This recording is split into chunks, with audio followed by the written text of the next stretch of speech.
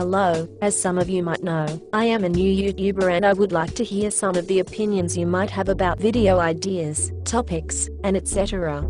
I am actually making a series and I will be posting the first episode possibly this weekend. I won't make any promises though because, well, I am still trying to get the hang of things.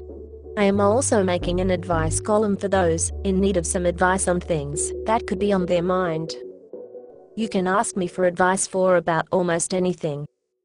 I will also try to answer as much as I can in a video response or in my inbox. For every 10 subscribers I get, I will try to make shoutouts to them every Wednesdays and Fridays. I will appear in about 3 characters in my video depending on the mood I am in. I probably will never appear as my human self due to my stupid computer. This character is Roxy. For the other 2, I guess I will tell you guys their names when I appear as one of them, because I can't really think right now. My brain is practically everywhere at the moment, sorry. I will try to have a video posted maybe every Mondays, Wednesdays, and Fridays. If you have any questions, need advice or anything else, just leave me a comment or a message in my inbox. Thank you and have a great day.